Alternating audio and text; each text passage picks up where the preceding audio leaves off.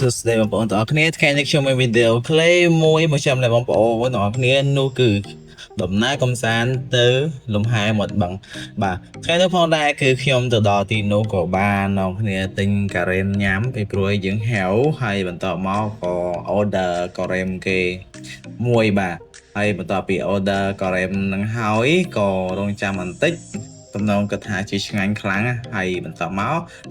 អ្នកលក់ការ៉េមហ្នឹងគាត់ក៏ដួសការ៉េមហ្នឹងឲ្យហើយក៏បានការ៉េមហ្នឹងមកបាទដល់ពេលបានការ៉េមហ្នឹងមកគឺមើលទៅបីដូចជាឈ្ងុយឆ្ងាញ់មែនតើនៅក្នុងចិត្តគិតថាប្រហែលជាឆ្ងាញ់ខ្លាំងហើយបន្ទាប់មកខ្ញុំក៏ដើរចូលទៅក្នុងកន្លែងបឹងហ្នឹងរកកន្លែងអង្គុយញ៉ាំអីអញ្ចឹងទៅហើយមួយសន្ទុះក្រោយមកទៀតហ្នឹងក៏ខ្ញុំដើរទៅមើលឆ្វេងស្ដាំអីអញ្ចឹងណាបាទមើល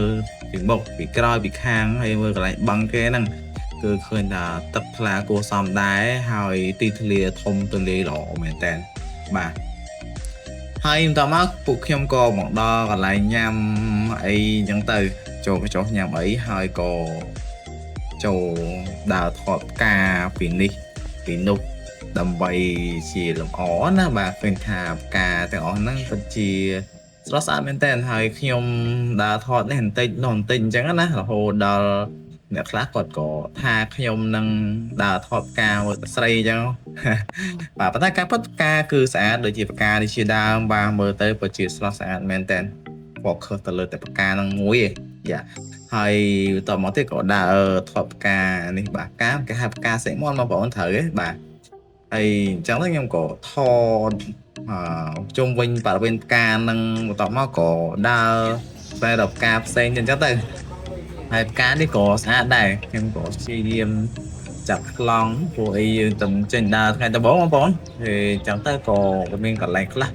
រៀងរអាក់រអួលកន្លែងខ្លះក៏មិនទៅជារអាក់រអួលអញ្ចឹងទៅ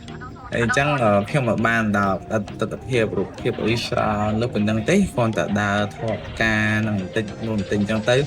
ដើម្បីកុំឲ្យអបសក់ផងបន្ទាប់ពីយើងញ៉ាំអីហើយណាហើយដល់ទៅក៏ជួបផ្កាកពេញពួយនេះឯងបាទកំពុងតែទទួលខ្យល់បក់រវិចហ្នឹងគឺឃើញថាស្អាតពីព្រោះអីឥឡូវក៏អត់សូវមានផ្កាហ្នឹងច្រើនណាស់ដែរ